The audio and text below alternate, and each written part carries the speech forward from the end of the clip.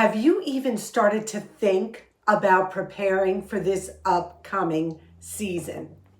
Temperatures are going to start getting colder. I know here in New York, we're already starting to see and feel the changes. What we want to do is prepare you with some modern, resilient techniques.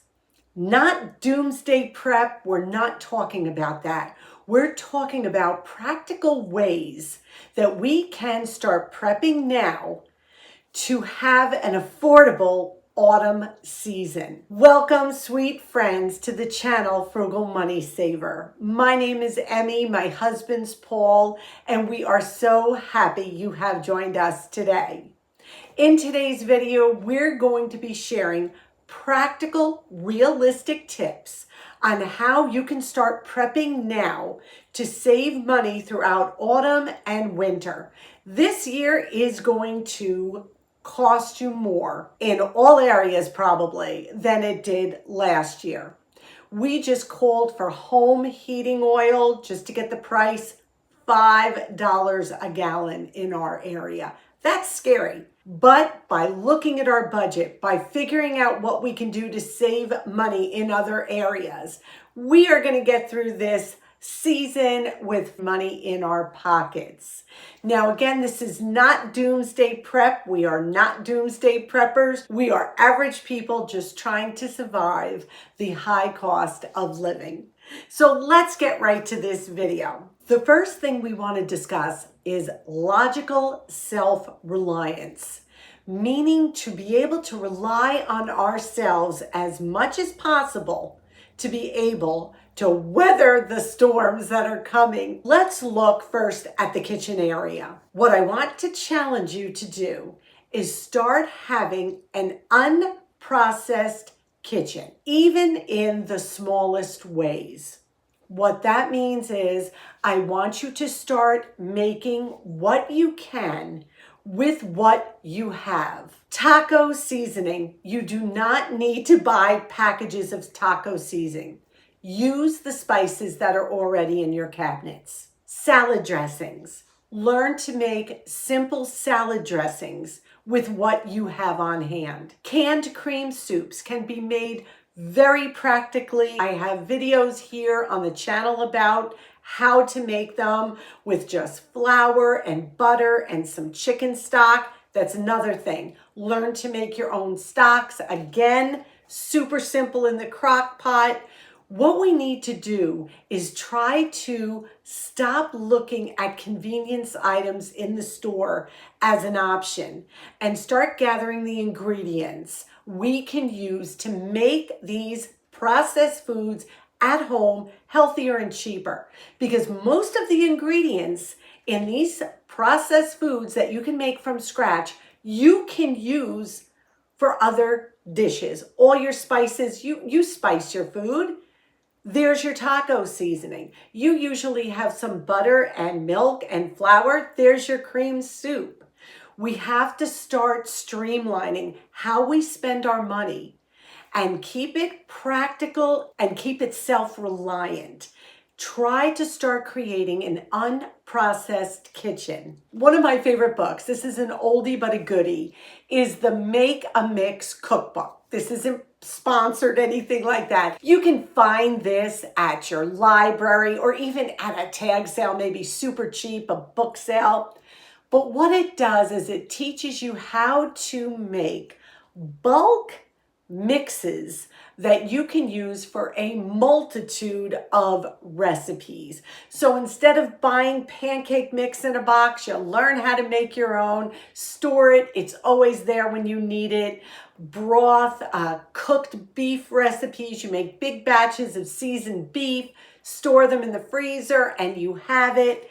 Just a great little resource to add to your kitchen so that the unprocessing can begin. The second thing I really want you to do is go into your pantry, go into your freezer, into your cabinets, and I want you to come up with 15 meals, dinners, that you can make right now with what you have at home. And I want you to be creative. I want you to use those items that have been in your pantry that you just keep pushing to the back. Bring them forward, start using them. We have a bunch of canned vegetables we don't eat very often. We incorporated one can of corn into a salad and another can into a potato, cheddar, bacon soup. Start looking at what you already have in your home. I had a can of tuna with fresh tomato on a leftover hamburger bun. And Paul made an egg and bacon tomato cheese sandwich for dinner.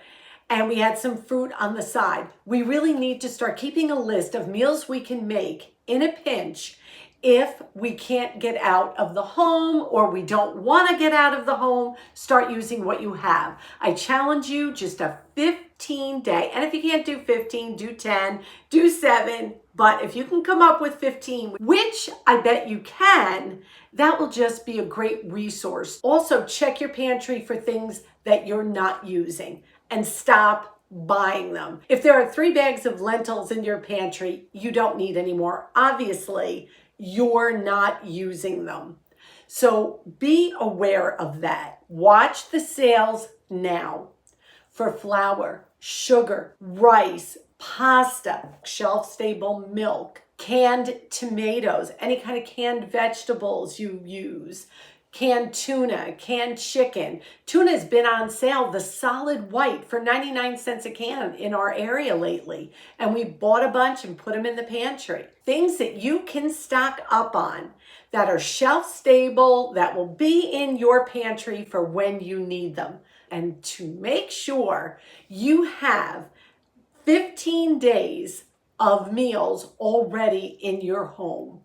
Another great way to prepare right now is start getting your vegetables either frozen and if you can, canned. I have been stocking our freezer with any kind of seasonal produce that is on sale right now. Corn on the cob, we don't grow it, but it is the lowest it's going to be till next year. What do? We take the corn off the cob and freeze it. And I will link a video down below on exactly how we do that. And there's nothing like fresh corn in the middle of winter.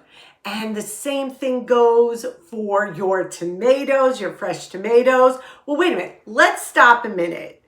And let's get into the kitchen and see what we can do with those fresh tomatoes so that we have a scrumptious, delicious, yummy tomato sauce in the middle of December. Let's turn this camera around and get into the kitchen real quick. I have 3 pounds of what I think are Roma tomatoes. When we bought them, the man was not sure. There was no stick in them to tell me what they were, but they have come out just beautiful. So I've got about 3 pounds, and what I want to do is make some fresh tomato sauce for the freezer. This is going to be a slow simmer sauce, going to be so delicious, and nothing will taste better in the cold winter months when I pull this out. So stay tuned. It's super easy to make, and oh my goodness, how delicious. So let's get started. The good thing about Roma tomatoes is when you cut them open, they are a thicker flesh tomato and they don't have a lot of seeds. So you take that out and you can see my pile right here. It's so much easier to make sauce when there's not a lot of seeds. And this is a really fleshy tomato, as you can see. Beautiful. And I just peel them out. I'm going to continue to de-seed them and then we're going to chop them all up. So let's start making this homemade sauce for the freezer. I've got 3 tablespoons of some beautiful extra virgin olive oil. Put that right in. And I'm going to turn the stove to medium low. Let that heat up for just a minute. Now I'm going to add about almost a half of onion or 1 whole small onion that I just diced up. And then right here, I have 3 little pieces of a serrano pepper, which are super hot, but I'm going to add that in as well, but you don't have to by any means. And we're just going to cook this for about 5 minutes, sauteing. I was going to put a shade up over the window, but I love the way the morning sun is coming in here, so the lighting is a little different. Now I'm going to add 3 cloves of crushed garlic. You can do it to taste, of course, if that seems like too much. And you can just see this is sauteing beautifully. We've got the onions almost translucent. I can smell the garlic, and you don't want to burn that garlic. I have a bunch of fresh basil leaves that I'm going to just rip right before I throw in. You don't have to rip them, but I think just ripping them a little bit releases the flavor beautifully. Now I kept everything a little bit chunky. You see the onions, because I am going to use my immersion blender later to incorporate all these wonderful flavors. Here are my tomatoes. Look how beautiful. I just cubed them. Okay, there's going to be a little splatter here, so I'm going to stop talking for a minute.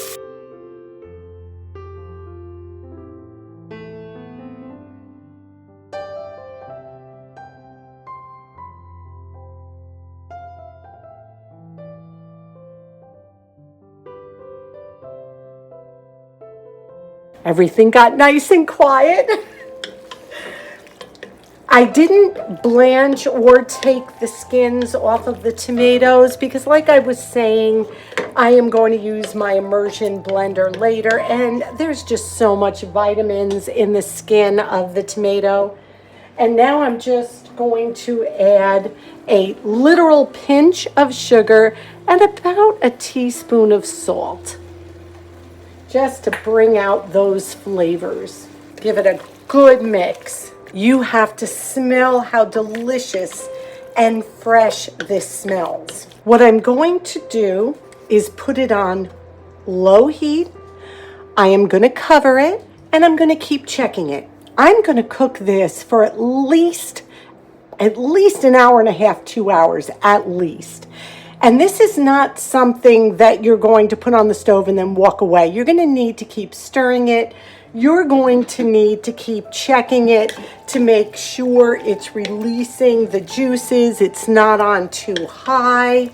And we are going to get just such a flavorful sauce from this. I know people have said, well, you could put it in the crock pot and just let it go all day. I have done that, but honestly, doing it on the stove top on very low heat, the taste is just better. I don't know why, but I've done it both ways, and hands down, this does win. Every 15 minutes or so, I will stir it, check on it. I'm not going far. This has only been cooking for 15 minutes, and you can see how much of the juice was released.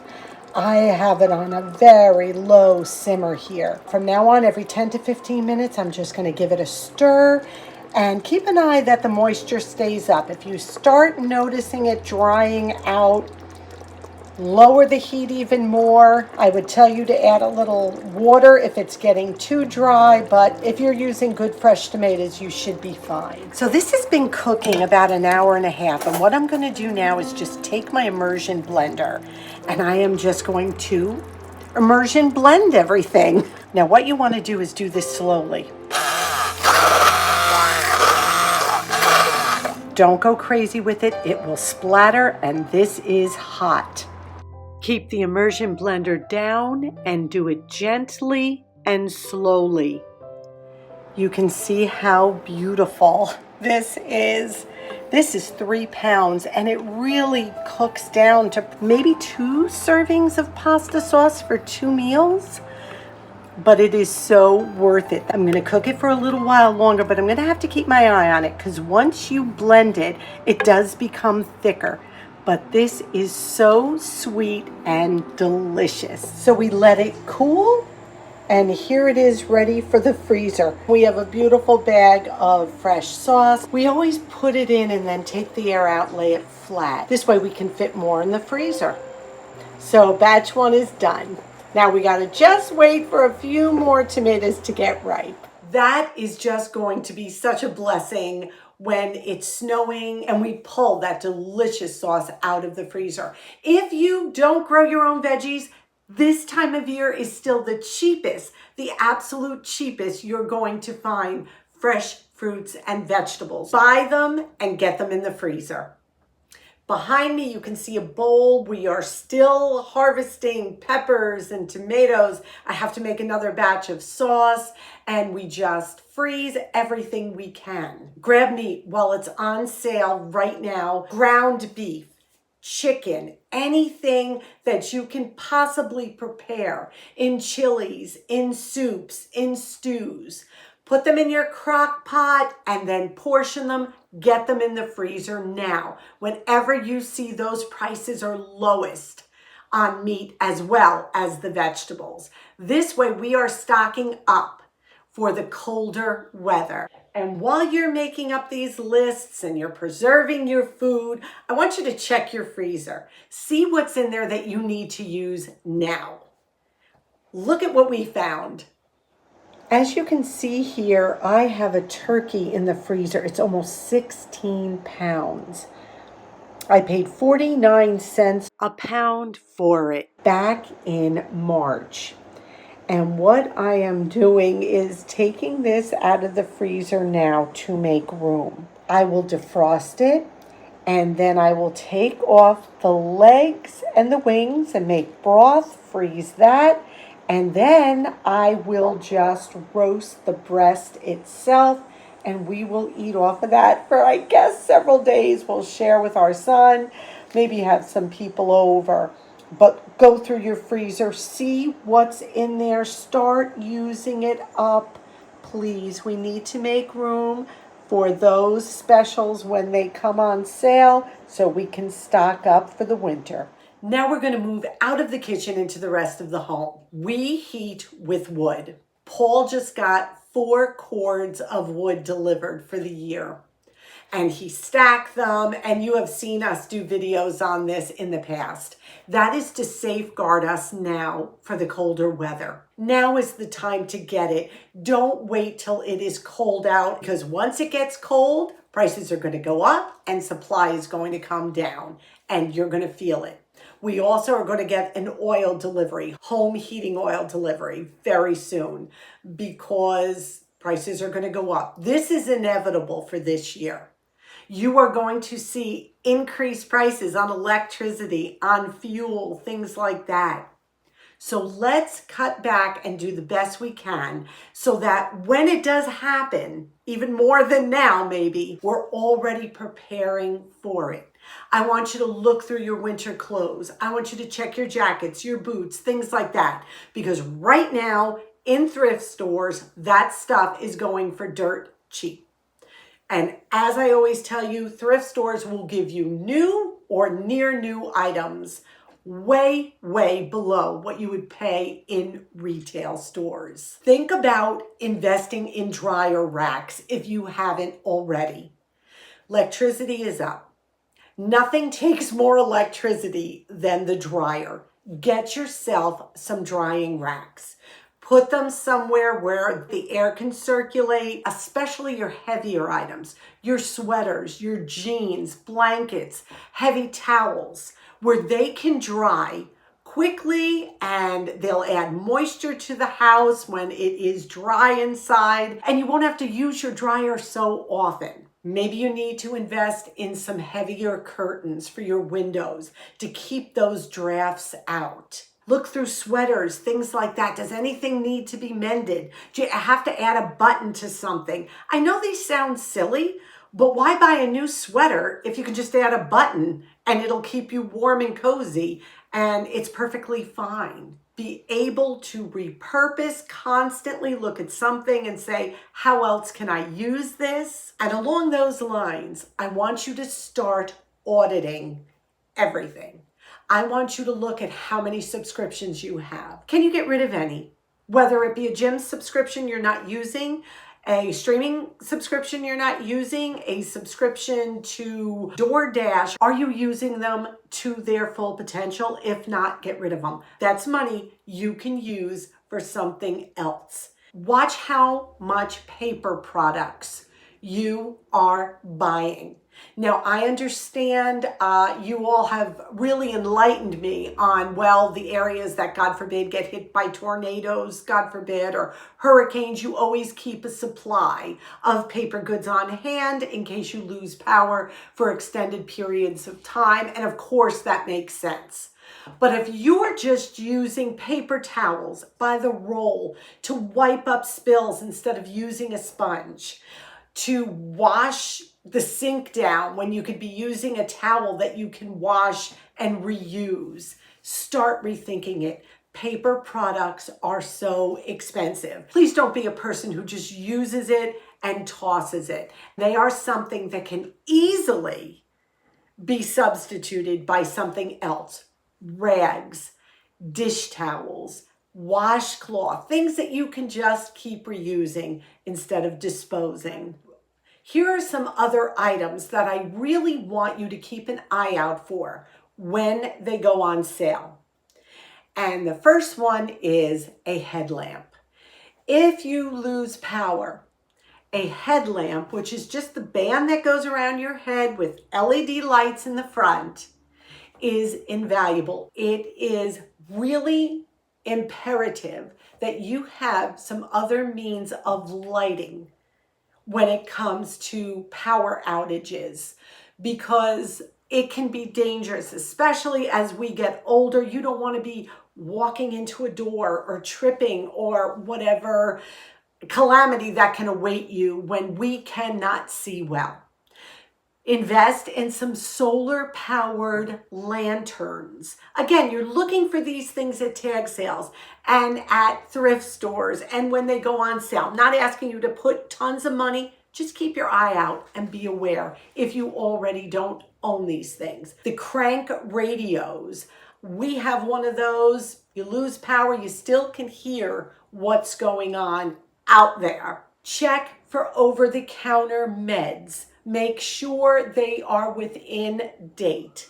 If you need to buy some more, keep an eye out again for those sales and stock up now so that if, God forbid, you're not feeling well, you're not going to have to run out and get whatever you need. And another one is water. Please don't forget to keep bottled water in the home. And if you have pets, remember them as well. Have extra food. This is just a starter video. These are just some ideas to get you motivated to start thinking about what is next as far as seasonal changes that can affect us. These are just common sense, but sometimes a gentle reminder will just get us motivated to start preparing now. While the weather's still good, we're able to get out and about, and a lot of these items, prices are low right now. There's still tag sales and flea markets going on where you can score these items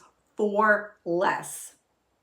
So we hope this video just got you motivated a little. We'll continue on with this series further on down, but this is just to get you started, just to say, hey, let's prep a little, let's think ahead, but not in a doomsday sense, but in a practical, logical way. We thank you so much for sharing this time with us. We ask right now that you take a minute and let us know down below in the comment section, how are you preparing for the next season ahead? Financially, within the home, I know a lot of people are checking their cars, making sure your tires are good, your oil has been changed, your burner has been serviced, your chimney has been cleaned. Tell us down below what you have done or in the process of doing to get ready for the next stage of this year. We thank you again so much for being with us. We ask that you would please give this video a big thumbs up, subscribe if you haven't, come on in and be part of our Frugal family. And as always, please check make sure you are still subscribed. If you notice you haven't seen our videos and this one popped up, we do put a video out every Friday. And if we don't, we let you know. So again, thank you. We ask you to be well. We ask you to be safe. And above all, we wish you blessings. Until our next video, may God greatly bless you.